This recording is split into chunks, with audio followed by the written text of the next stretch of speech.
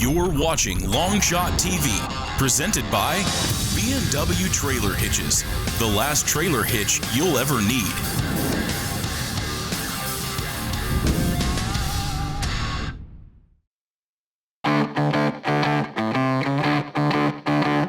Coming up this week on Longshot TV. Perfect. Crank, crank, crank, crank, crank, crank. Beautiful silver snapper. That's a nice keeper. There he is right there, a little something. Looks like another big old vermilion. Got him, Chris. Double trouble. Another keeper. I'm right on the spot. Look at that. I get right over the line.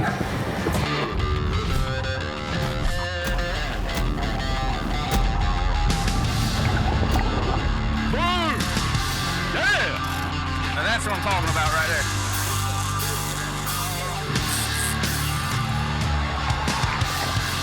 Got him on, got him on. Go, turn it. That's a nice bull, get him. Nice fish, man. I ain't kidding you, boys better hurry. Hey, wind it up, wind it up, wind it up, wind it up, wind it up.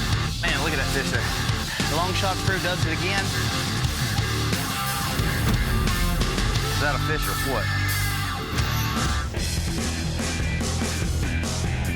That's where we want to go.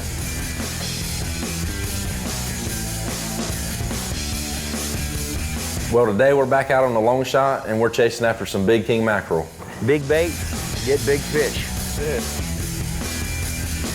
Guys, we got a bait well full of mullets, and we say if you want to catch big fish, you got to have big bait. Well, we're heading offshore fishing today on the Longshot and we're going to target some big king mackerel, but there's always potential to catch other species. It's been blowing a gale for the past week or so and the water's very churned up, so it's very unpredictable what's going to be happening today, and it also makes bait very difficult to catch. Well, as we were heading out, we got very lucky, I felt. We saw pelicans diving right away, we ran up on them, caught the bait, and now we're ready to go fishing. So guys, right here is a rig bag. I like bringing these little king rig bags. I got them for bottom fishing, king fishing, trolling, to have all of our rigs pre-made and keeps them nice and organized. But here's our kingfish rig we're using today. Right here you can see we're using real small treble hooks, number 4s, 4X strong. We're running about 6 to 7 inches of wire in between with a haywire twist. And then on the front side, we got a piece that runs about anywhere from 20 to 28 inches with a little spro swivel. I like using the 50s or the 80 swivel. They're really small. And that's your basic kingfish rig, or pretty much any live bait rig that, the fish that have teeth that's going to bite it into. I like using, a little bit longer rig when we're using bigger baits like we got today. We actually caught some live mullet we'll be fishing with today instead of pogies. And, between our stinger hooks, we got 6, 7 inches, and we're running 3 hooks where we can get pretty much 3/4 the way back of the bait. If you got a bait that big, I'm coming 3/4 the way back, where just that back end half don't get chopped off. You got a better chance of hooking the fish up. Well, we got our lines in the water, and it wasn't no time, and we had a big fish hooked up. Let him do his thing. It's a big, don't, that's a big kingfish. You good. Don't tighten it up no more. I'm gonna clear the lines, Chris. Felt like I had a big king hooked up, but with this light tackle, you can't horse these big fish in.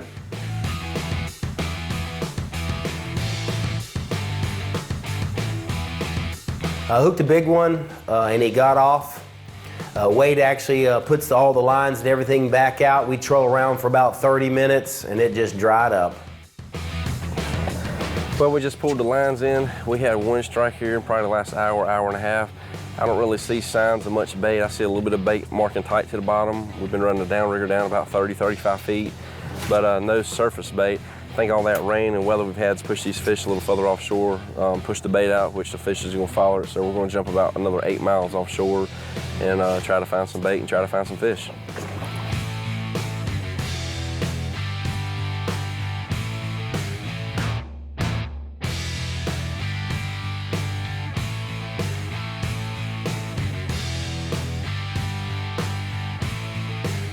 Well, we made a run to a new spot.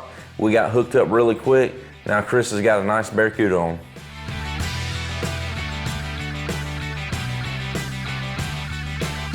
Well, here we go, guys. This ain't quite what we're looking for. But this is a really nice barracuda we caught.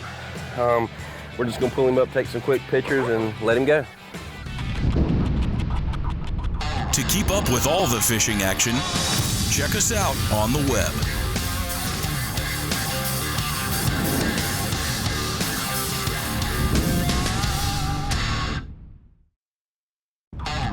Longshot TV is being presented by B&W Trailer Hitches, the last trailer hitch you'll ever need.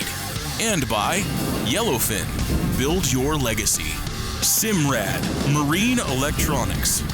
Go with confidence. Retreat Myrtle Beach, full-service sales and vacation rental company. Call and ask about the Longshot TV discount. And by JL Audio, the world's finest speakers found in the world's finest boats.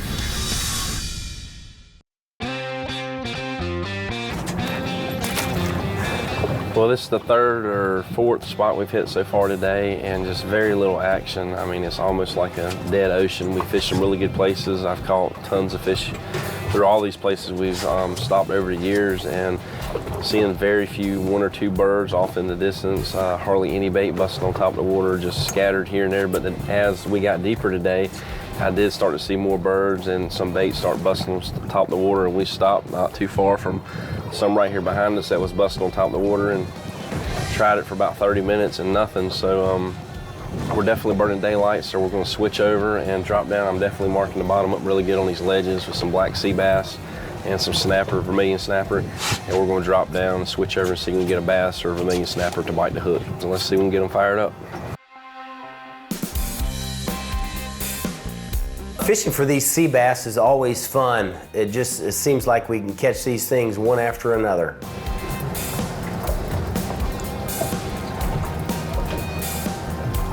That's a keeper there now.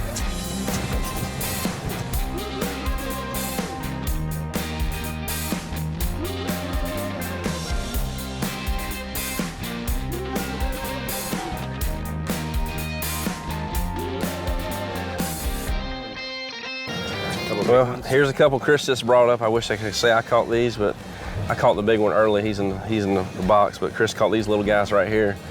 Definitely a lot of fun. This is one of my favorite fish to eat, even over grouper. A black sea bass by far is my favorite. Well, I couldn't have all the fun, so I thought I'd let Wade catch a few of these sea bass.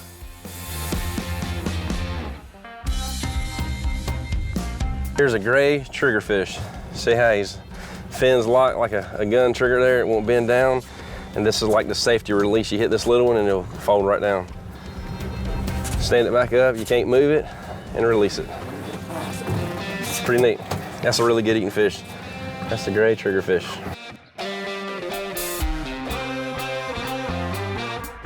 Chris, I think I got yours. I think I got the big one right here. It'll knock you down on the totem pole. It feels like a good one. Bam! That's two nice ones there. We got a baby over here. I'm trying to teach him. It's a lot of work, but he's learning slowly. Come on over here, Chris. I'll let you fish on my side of the boat. Who caught more fish today? This guy. That's right. Okay, whatever, man. I'll get you on the next one. Even though we didn't catch those big king mackerel we're after, we still had a great time pulling those sea bass in. Now we're headed out about 60 miles, and we still got to catch some bait. Well, we're getting a pretty early start this morning. Me, Adam, and Chris. We're just leaving the Little River boat landing, getting ready to head out Little River Inlet. We'll be there in about 10 minutes. Our plan today is going grouper and snapper fishing. We're going to be fishing about 60 miles offshore. The main species is gray, known as gag grouper, the true black grouper, and scamp grouper. May catch a few reds and rockhinds and berries. Just a large variety of grouper, but we're targeting some larger grouper today. Hopefully, time we get pushed up here, we'll be out there in about an hour and a half, ready to fish and put some fish in the boat.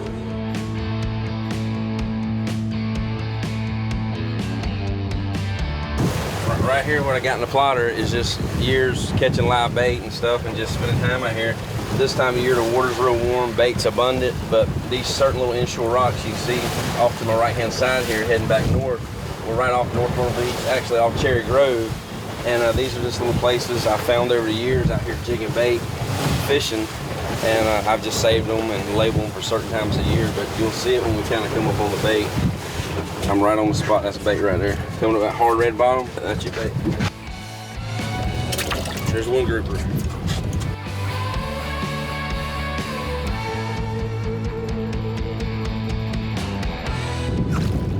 Oh! Look how pretty that is. That's a live cigar minnow. That right there is gonna turn into a 40-pound gray today. The bait wheel tank's full of pinfish. We got a few hardtails and cigar minnows, and right now we're about 4 miles off the beach where we caught bait, and we're heading on out. We got about a 50-mile stretch from here before we'll start, and we'll fish bottom between that 50 to 56-mile range, anywhere from 125 to 165 feet of water. So hopefully about an hour and a half, depending on the seas. If they don't get no bigger and stay about like this, we should be fishing about an hour and a half from now.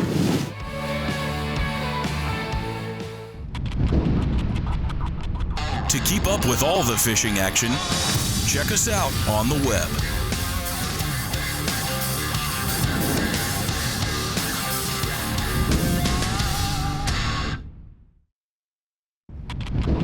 You're watching Longshot TV, brought to you by Simrad. Go with confidence.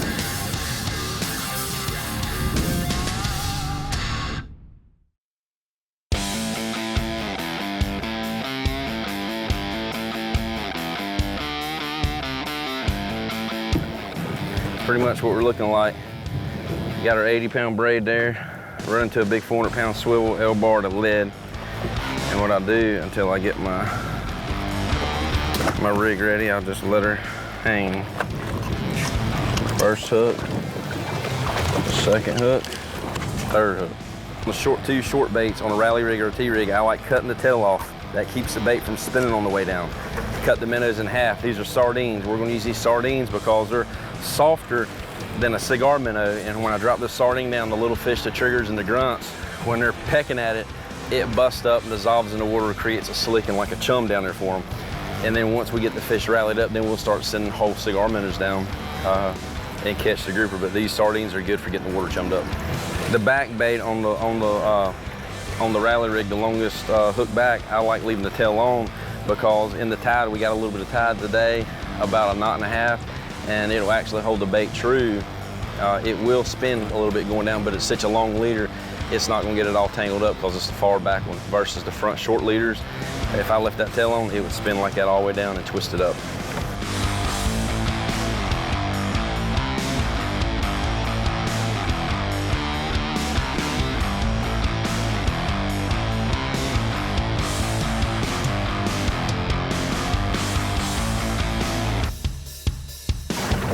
Looks like a beeliner.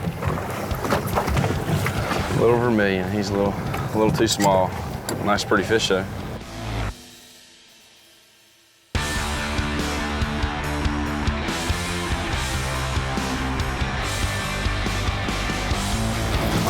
Perfect.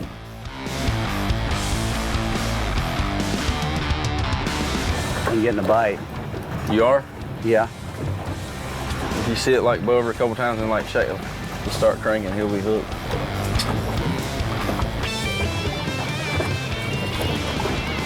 You're not hooked. So crank, crank, crank, crank, crank, crank. He's on there, I see it. Your gaff. Grab your bungee and your gaff real fast. And now it's all in your hands. And that's a keeper, that's a nice silver snapper.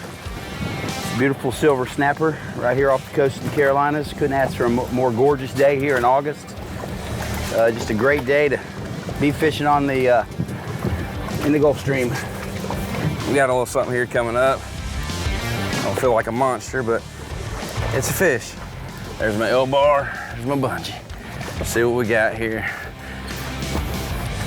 Trigger, trigger, trigger, trigger. Got another one, something. Dang, he pulled off right there in my grouper. God knows, big grouper. Okay, hold on. If he floats to the top, I'm sorry, but I'm gonna have to back the boat down. Hold on. Is he coming up all the way to the top? Huh? Watch out.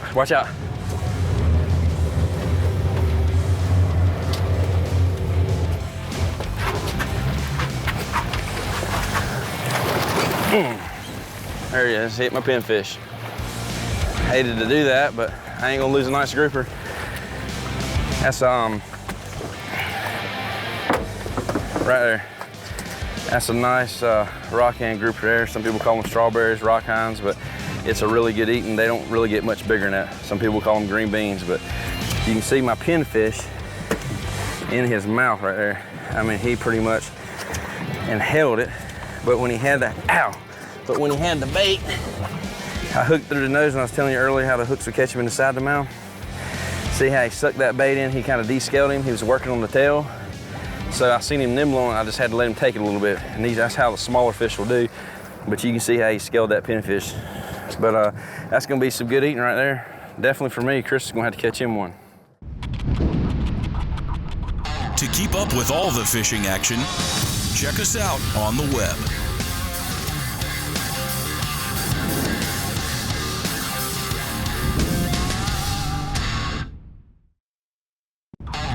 Longshot TV is being presented by B&W Trailer Hitches, the last trailer hitch you'll ever need. And by Yellowfin, build your legacy. Simrad, marine electronics. Go with confidence.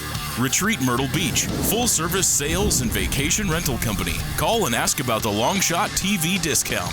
And by JL Audio, the world's finest speakers found in the world's finest boats.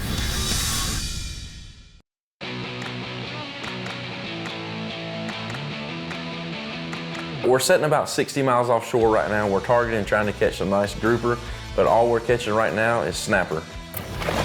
But I'm not complaining. I know the grouper's down there. That's a nice keeper. It's nice vermilion snapper there.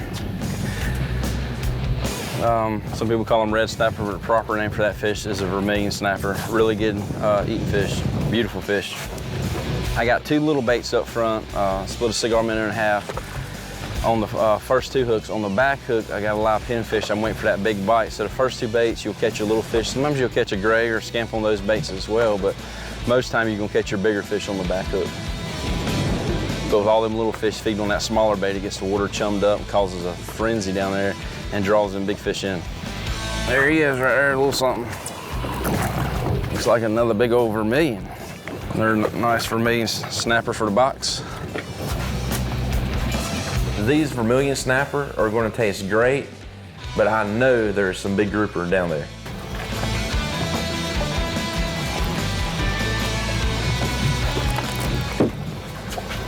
Got another one on. Must be a big beeliner to bite that back hook. Probably 2 to 4 here. Yeah. Nice one. Chris, there's a few fish down there. Yeah, I'm on the wrong side of the boat. Got a silver and a beeliner. With the way that bottom's marking right there, if you're down there more than about 3 minutes and you don't see your rod shaking or you got a fish on, you need to come on up. You don't got no bait. I don't know what's going on. Wade's catching all the fish. I've got some catching up to do.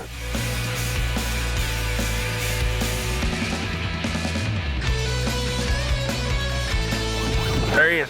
There he is. Seriously, another one? Got him, Chris. Big grouper or jack. And if it's a grouper, it ain't a scamp, it's a gray.